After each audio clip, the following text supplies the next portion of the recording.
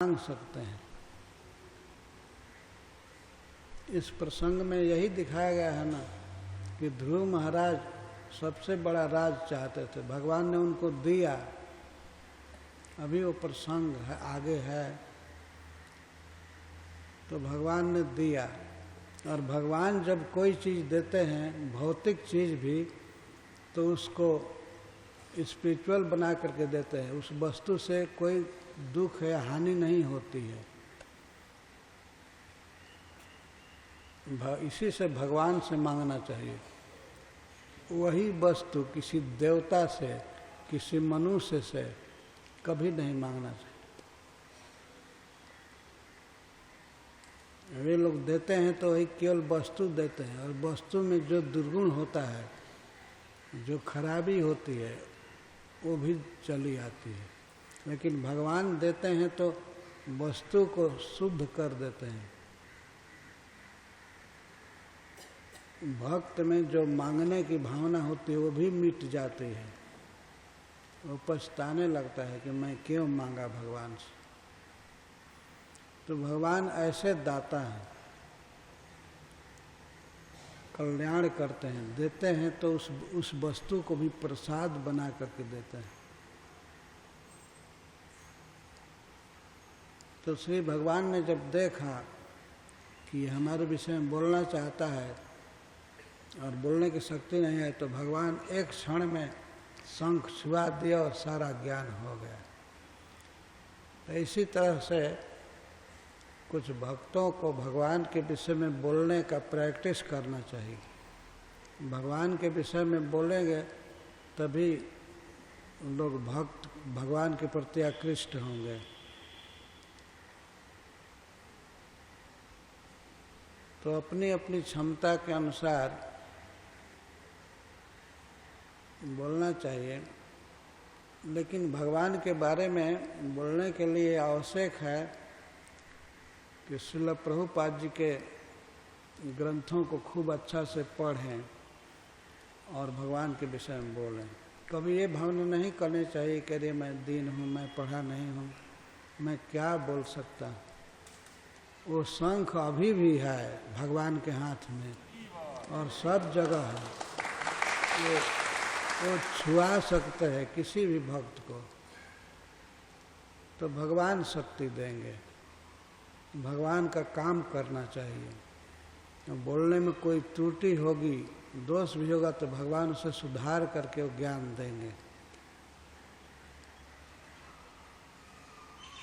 यशोमती नंदन प्रभु जी कह रहे थे कि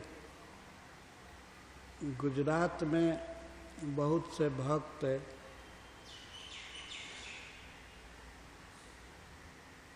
भगवान की कथा कर रहे हैं।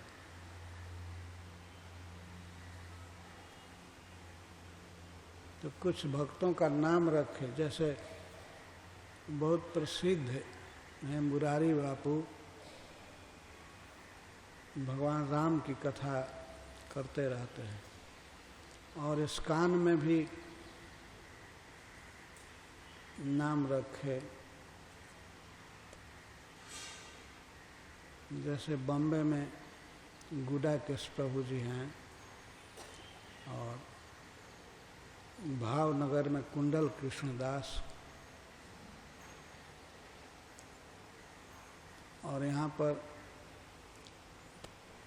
विश्वरूप जी ये कहते हैं तो भगवान पर प्रवचन करते हैं। और मूर्तिमान दास ये सूरत में,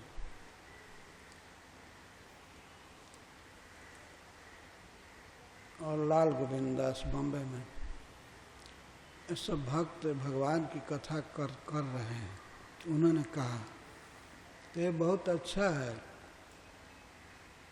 प्रयास करना चाहिए, भगवान की बातें बतानी है। भगवान के बारे में लोग सुनेंगे तो जरूर भगवान के प्रति आकृष्ट होंगे। और इस तरह से यह एक बहुत बड़ी सेवा है।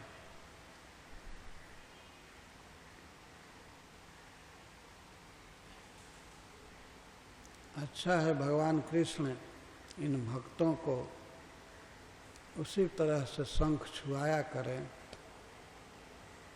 और एक कथा का दान करते रहे। हरे कृष्ण। जय श्रील प्रभुपाद।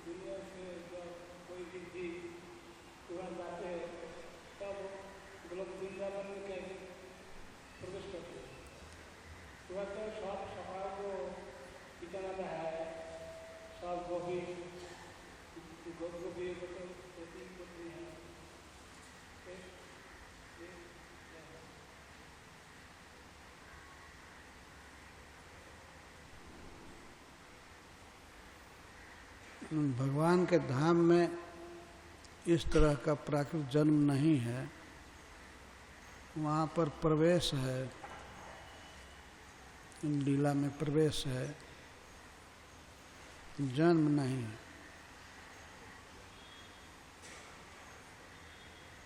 इसीलिए भगवान भी जन्म इस प्राकृतिक जगत में अपने वृंदावन में, भौम वृंदावन जिसको कहते हैं, यहाँ पर वे माँ यशोदा के गर्भ से जन्म लेते हैं। लेकिन गोलोक में इस तरह का जन्म नहीं है।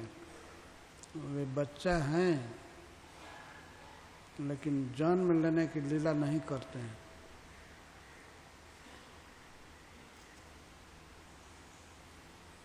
और किसी भी भक्त का वहाँ पर जन्म नहीं होता है, प्रवेश होता है। जो भी स्वरूप में हो, चाहे सखा रूप में या गाय के रूप में या वृक्ष के रूप में, पत्थर के रूप में, जो भी भगवान की लीला में जाएंगे तो इंटरिंग होता है, वो प्रवेश करते हैं। जन्म लेना नहीं पड़ता है।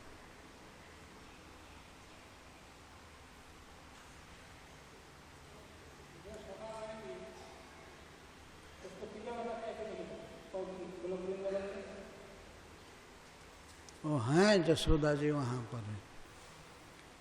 यशोदा जी नित्य वहीं हैं, गोलोक में ही हैं।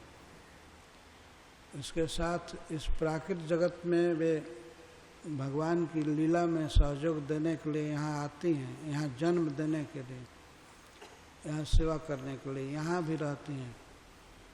लेकिन नित्य वे लीला में हैं, निकुंज लीला में। गोलोक में, परंतु वहाँ जन्म नहीं है, ऐसा हमारे आचार्यों ने लिखा है।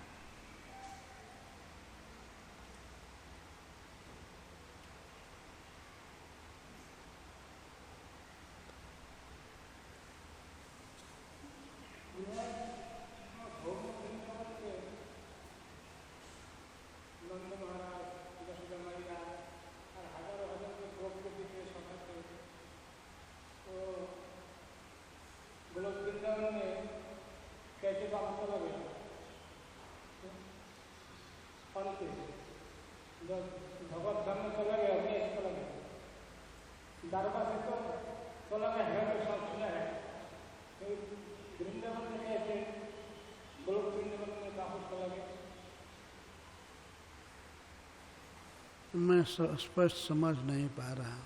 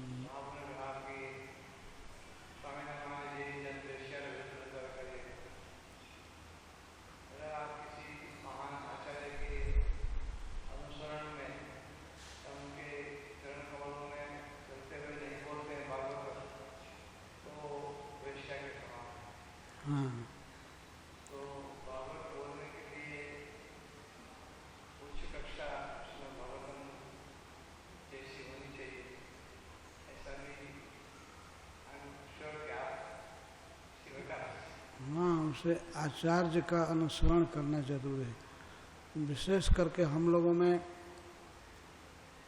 रूप गोस्वामी, सनातन गोस्वामी, जीव गोस्वामी, ये लोग जो भागवत का परपट लिखे हैं, टीका लिखे हैं, प्रभुपाद जी ने बहुत व्यक्त किया है, तो उसी परपट के अनुसार बोलना चाहिए।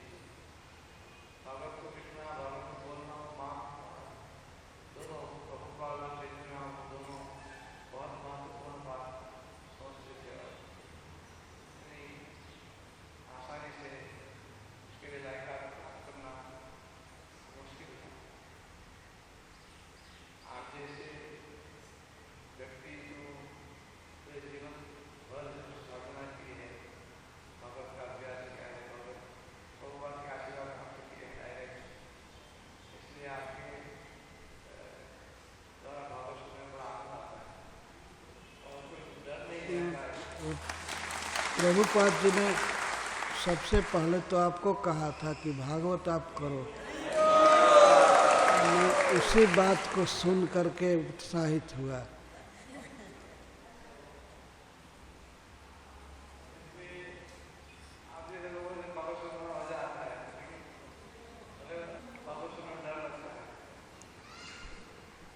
तो डरने की जरूरत नहीं है, वो भगवान के शंख का ध्यान करना है। और वो तो कभी भी छुआ सकते हैं, छुआने की भी जरूरत नहीं पड़ेगी, वो तो संकल्प करेंगे सब कुछ हो जाएगा। तो यही मैं भक्तों को बता रहा था कि आप हताश मत होइए, आपकी जितनी शक्ति है उसके अनुसार भगवान की सेवा कीजिए। सेवा करने की योग्यता स्वयं भगवान देंगे। तो बोलना एक सेवा है, तो बोलने की शक्ति देंगे। धन चाहिए तो धन देंगे। ध्रुव महाराज को उन्होंने धन दिया, और अपार धन जो कभी नष्ट नहीं होगा। ध्रुव लोक की कोई भी वस्तु, वहाँ का धन कुछ भी नष्ट नहीं होता है।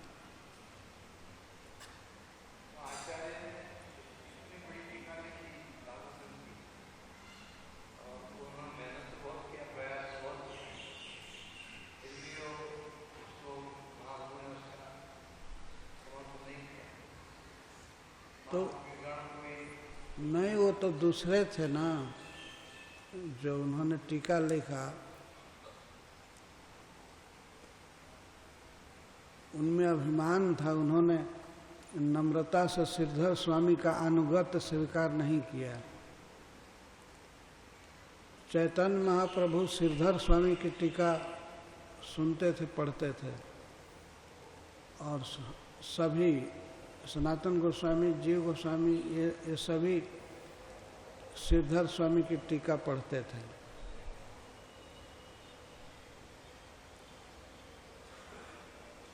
तो वो प्रमाणिक है, भक्ति पर बहुत जोर है। और दूसरी टीकाएं कोई कोई ऐसी हैं जिनमें विद्वता पर जोर है, शब्द पर बहुत ज़्यादा ध्यान दिया गया है। तो उससे भागवत समझने में दिक्कत होती है।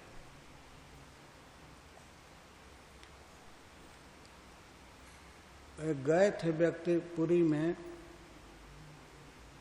बहुत प्रसिद्ध आचार्य, उन्होंने टीका लिखा था और चैतन्य महाप्रभु को सुनाना चाहते थे। तो चैतन्य महाप्रभु स्वरूप दामोदर जी को नियुक्त किए थे कि कोई भी ग्रंथ सुनाने के लिए मुझे आवे तो तुम देख लो मेरे सुनने लायक है कि नहीं।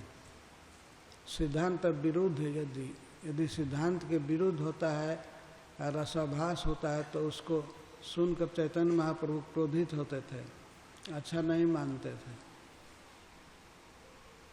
तो इन्होंने टेस्ट किया स्वरूप दामोदर जी ने, ये टीका कैसी है, तो उन्होंने कह दिया कि नहीं ये ठीक नहीं है।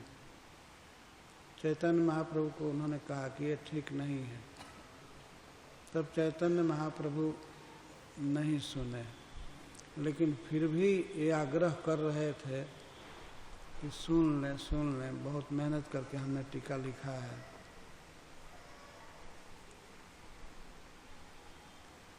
तो चैतन्य महाप्रभु शुरू में कहे कि आप श्रीधर स्वामी के अनुसार लिखे हैं कि नहीं, तो वो कहने मैं श्रीधर स्वामी से भी बेटर लिखा हूँ, आप सुन लीजिए। तो चैतन्य महाप्रभु ने इसी पर कह दिया कि जो स्वामी को नहीं माने वो वेश्या है। स्वामी का मतलब पति भी होता है। तो श्रीधर स्वामी को कहा कि जो स्वामी को नहीं मानती है स्त्री वो वेश्या है। तो यह कह करके उन्होंने टाल दिया, वो नहीं सुने। तो ये अपनी टीका को लेकर के आ गए और वो टीका बहुत लोग पढ़ते हैं, उसका नाम है सुबोधिनी, परंतु चैतन्य महाप्रभु ने उसे नहीं सुना और उनके अनुयायियों ने उसको नहीं पढ़ा। बहुत सुंदर टीका है श्रीधर स्वामी की, और इसके बाद जीव गोस्वामी की, सनातन गोस्वामी की, विश्वनाथ चक्रवर्ती ठाकुर की, और सबका समाहार है, सबकी टीकाओं का सार चीज दे दिया है प्रभुपाद जी ने अपने परपर्ट में। अब हम लोगों को इधर उधर देखने की जरूरत नहीं, एक तो समय भी नहीं है कि बहुत पढ़ा जाए, कम समय है। ये मनुष्य शरीर ये तो बहुत दिन रहने वाला नहीं है, बहुत थोड़े काल के लिए मिला है, और इसमें भी बहुत बाधाएं हैं, बहुत प्रकार के संकट हैं, और रोग है, और बुढ़ापा है, और अंत में मृत्यु के पंजे में ही हम लोग पड़े हुए हैं। तो इस थोड़े से जीवन में हम लोग भगवान कृष्ण को समझ लें, चैतन्य महाप्रभु के अनुसार, यही हमारी जीवन की सार्थकता होगी। और बहुत ग्रंथों के फेर में नहीं पढ़ना चाहिए कि इसने लिखा है, इसने लिखा है, इसने लिखा है। बहुत ग्रंथ लिखे गए हैं, लेकिन इतना पढ़ने का समय कहाँ है, और समय भी है तो पढ़ने से और उलझ जाएंगे। कोई भी ग्रंथ अपने तरफ खींचता है, तो इसीलिए श्रील प्रभुपाद जी का Bhagavad Gita as it is पर्याप्त है। बहुत गीता की टीका भी नहीं पढ़नी चाहिए, नहीं तो बहुत भ्रम बढ़ाते हैं लोग।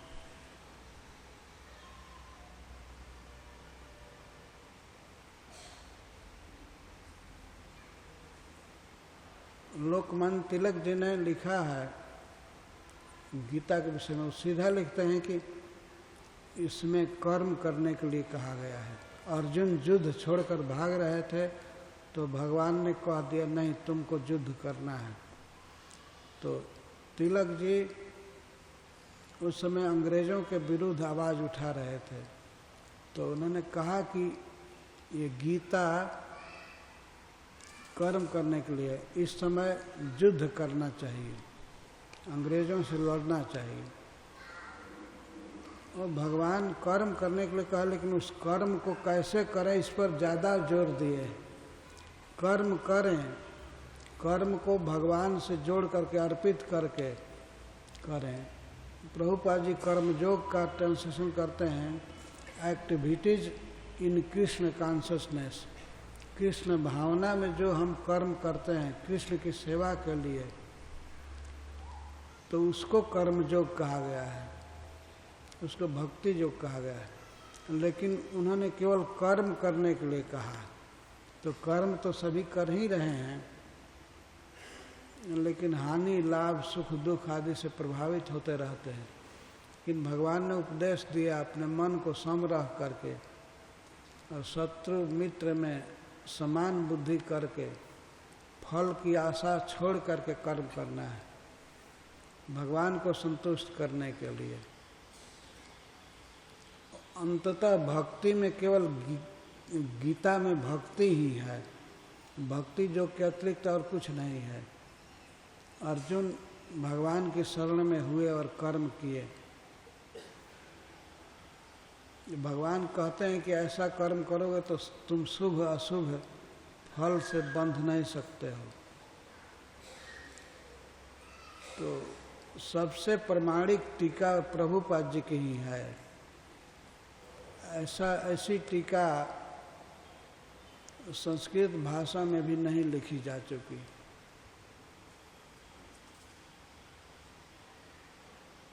तो इसी को पढ़ना चाहिए, संतुष्ट रहना चाहिए।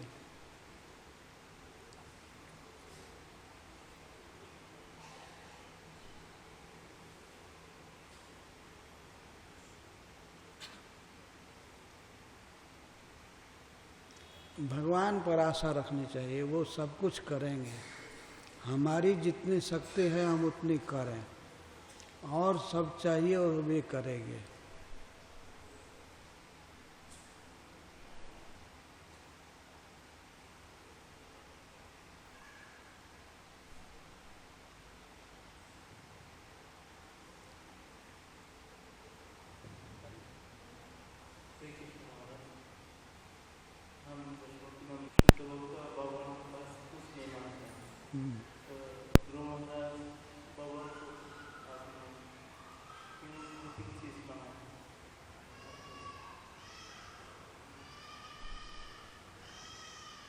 तो शुद्ध भक्ति तो यही है कि नहीं मांगना चाहिए कुछ भी, लेकिन मांगना हो तो भगवान से ही मांगे, ये भी शुद्ध है। भगवान से मांगना बुरा नहीं है। पहले कहा ना कि दूसरे से मांगना वो भिखमंगा जैसे है।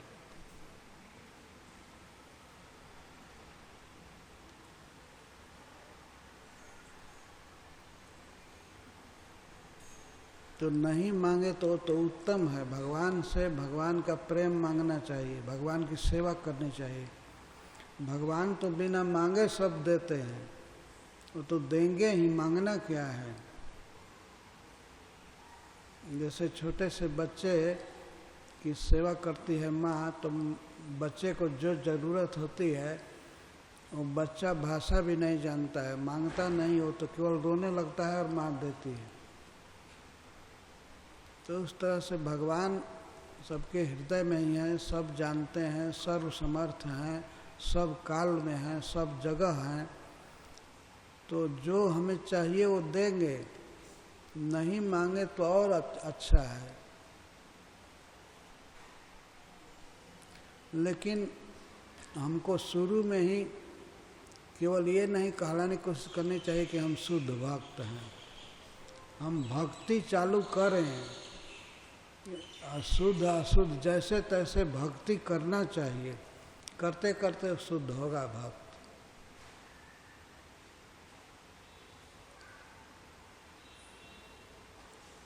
तो पहले तो अशुद्ध अवस्था में अशुद्ध ही रूप में चालू करेंगे ना। कोई बच्चा पढ़ने चालू करता है स्कूल में, तो पहले तो शुद्ध अशुद्ध ही लिखता है, पढ़ता है, पर धीरे धीरे प्रवीण होता जाता है। पर हमें पढ़ना चाहिए, हमें जप करना चाहिए। अगर मांगने की मन में वृत्ति है, हमको ज़रूरत महसूस हो रहा है, तो अब किससे मांगेंगे? कृष्ण के अलावा हमारा कौन है? अतः उन्हीं से मांगना चाहिए।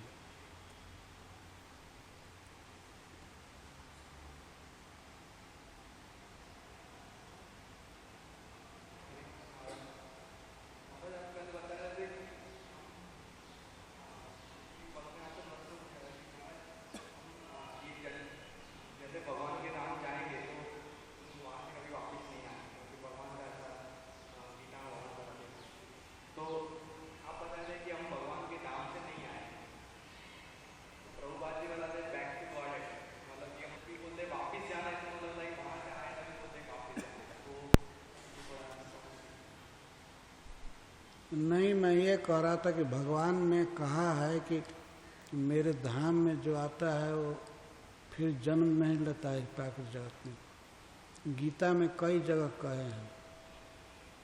तो उस हिसाब से मैं कहा कि जब धाम से फिर लौटना नहीं होता है और फिर भी हम लोग जब जन्म लिए हैं यहाँ, तो ये लक्षण बता रहा है ना भगवान की बात से सीधा कि हम वहाँ से नहीं आए हैं। अब कहाँ से आए हैं ये पता नहीं है, ये कहीं, लेकिन वहाँ से नहीं आए। गीता से बात सिद्ध होती है।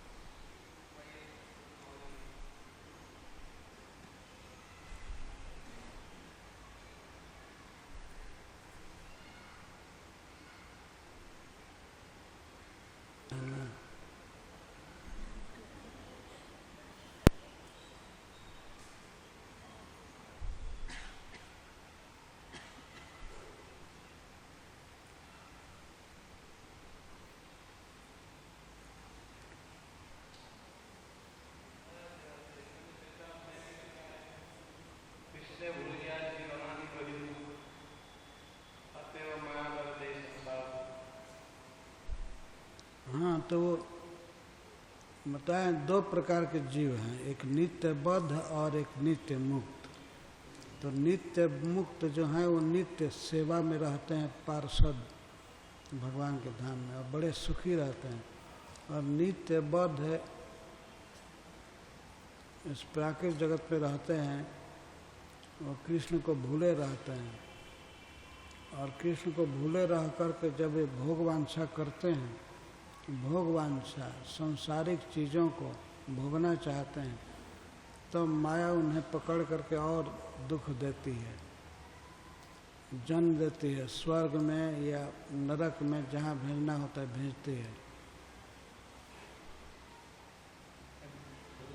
पर माया का प्रभाव भगवान के धाम में नहीं है, वो वहाँ नहीं पकड़ती है। और नित्य मुक्त जीव भोग वांछा नहीं करते हैं, बद्ध जीव ही भोग वांछा करते हैं।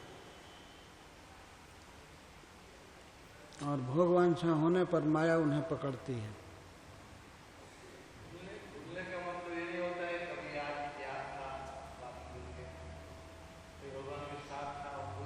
ये अनादि बहिर्मुख कहा गया है कि जीव, कुछ जीव हैं जो अनादि बहिर्मुख हैं।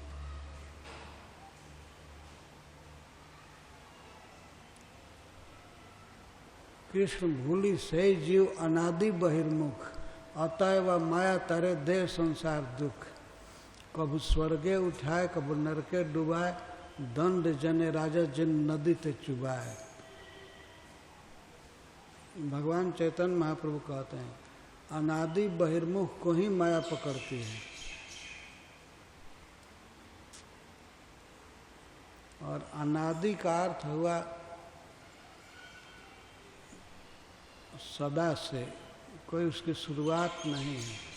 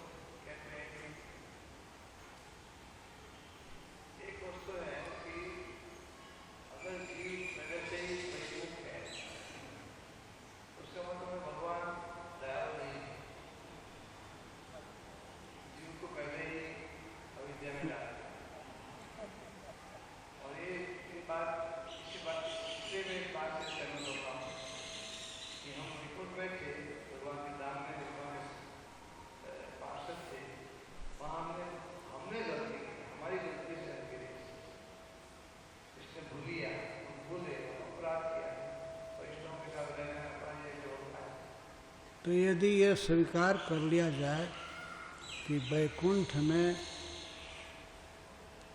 हम गलती किए, तो ये दोष आता है भगवान के धाम में कि हमको गलती कौन कराया, माया वहाँ है नहीं, माया के गुण हैं नहीं, सतगुण रजोगुण तमोगुण इन्हें है नहीं।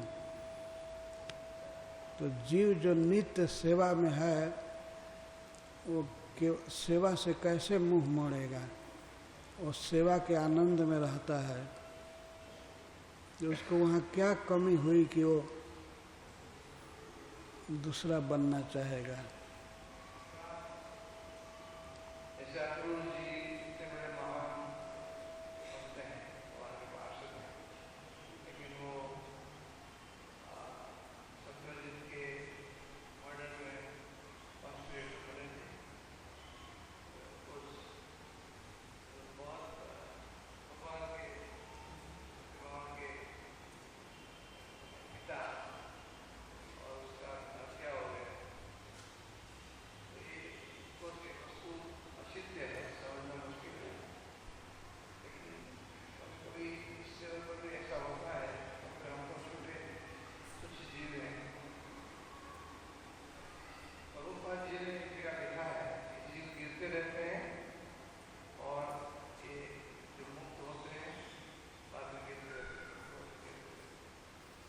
प्रभुपाद जी ने जो श्लोकों का अनुवाद किया है भागवत में या गीता में, तो साफ कहा है कि वहाँ से जीव गिरता नहीं है।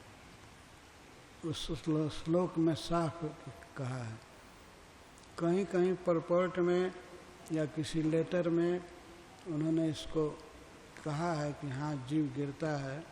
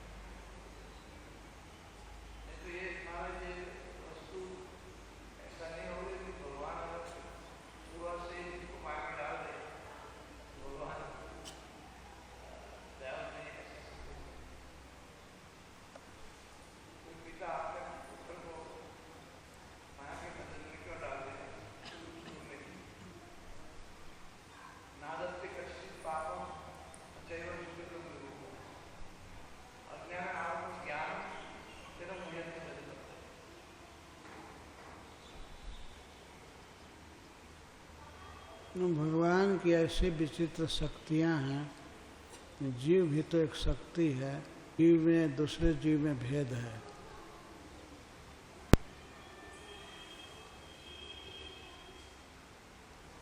तो कुछ ऐसी रचना ही है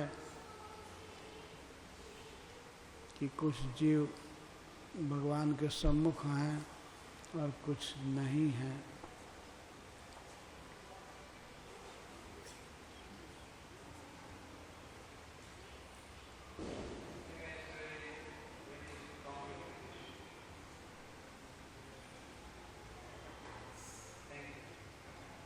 जय राधे, धन्यवाद।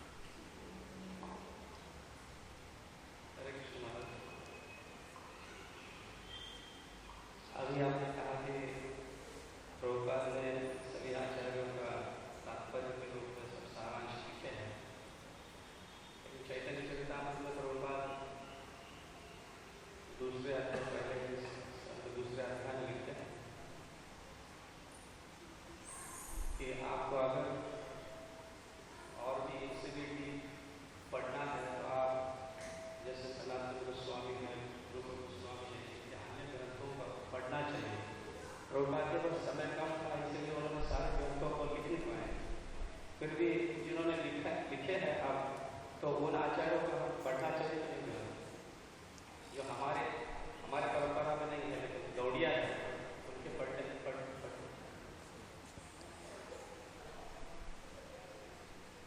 प्रभुपाद हमारे अन्य और भी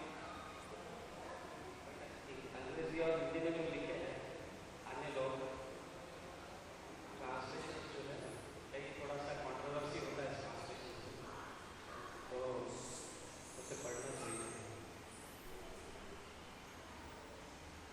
प्रभुपाद जी की पुस्तकों से काम चल जाता है तो नहीं पढ़ना चाहिए। अगर बहुत ज़्यादा कंट्रोवर्सी हो रही है और जिज्ञासा हो रही है तो पढ़ सकते हैं, लेकिन अपने अज्ञान को बढ़ाने के लिए ही पढ़ेंगे। इतना विश्वास रखिए, कोई सॉल्यूशन के लिए नहीं, और ज़्यादा कन्फ्यूजन बढ़ेगा।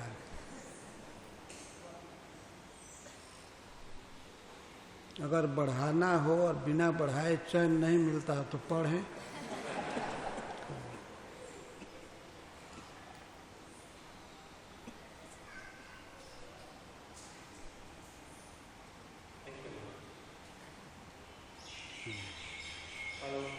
मैं चैन्नई से आया हूँ, मैं आरती के बारे में समझना चाहता हूँ। व्हाट इज आरती? आरती का भाव क्या है? आरती का महत्व क्या है? आप सब विस्तार समझिए। अब तो सभी बातें इसी समय थोड़े हो जाएंगी। अभी तो आरती देखिए और भगवान को प्रणाम कीजिए, और भक्त लोग बताएंगे आपको कि आरती का क्या मतलब है।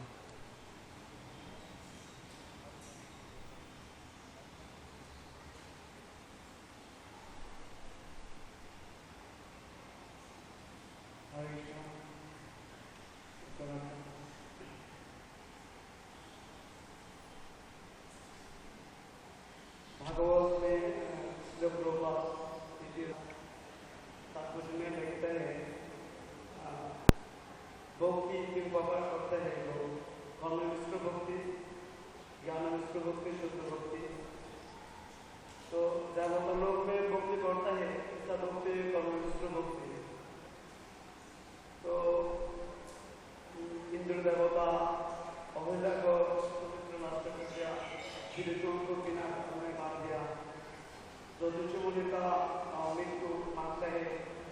तो अब जगह में जगह जैसे ऐसे लोग इन देवताओं भगवान के पास बनते हैं, ऐसा कैसा संभव है? साथी जामुनी का बन जाता है, पदुन्ना रुक्मिणी का जाके बन जाता है, फिर आगे क्या होता है? तो सत्य कर्म करता है, फिर भगवान का पार्षद बन जाता है, ऐसा कैसे संभव है? हमारा यही सब इकट्ठा किए हैं आप, दिमाग में यही सोचते रहते हैं। नहीं, ये सब बातें सुनने का और इसके बारे में बोलने का हमको अवसर नहीं है और न रुचि है। ठीक है, अब प्रसाद का टाइम हुआ, भक्तों को बंद कीजिए। हरे कृष्णा। महाराज कथा बता रहे थे कि श्री प्रभुपाद जी का श्रीमद् भागवतम सबसे उत्तम है।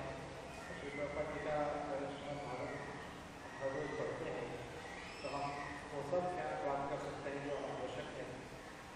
तो आज महाराज अहमदाबाद आज कथा भी आज के दिन की बताएं, आज दोपहर को प्रस्थान कर रहे हैं जाने के लिए।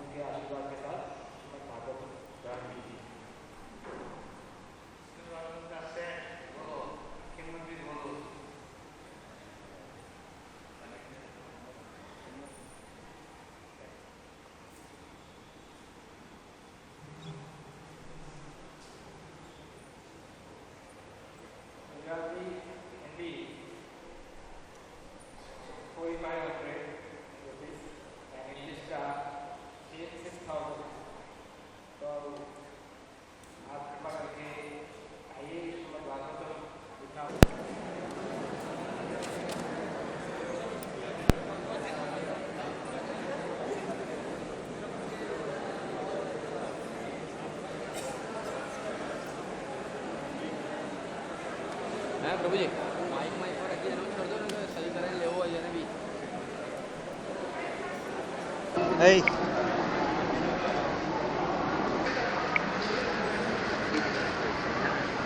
ઓકે ક્લિક કરે પછી ક્લિયર આવવા માંડે જો ને થયું ને ક્લિયર હા હજી ક્લિક કરશો તો હજી ક્લિયર કરે મસ્ત કરે એકદમ માસ્ટર રીતે કે એ યાર લાઈવ ને યાર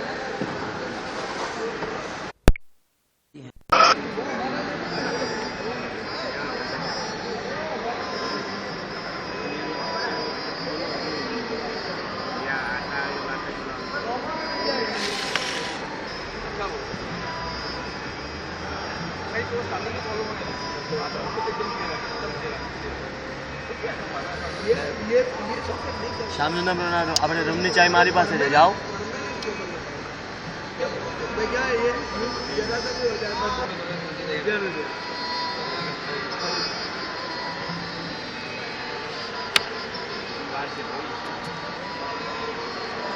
તમે અહીંયા છો ને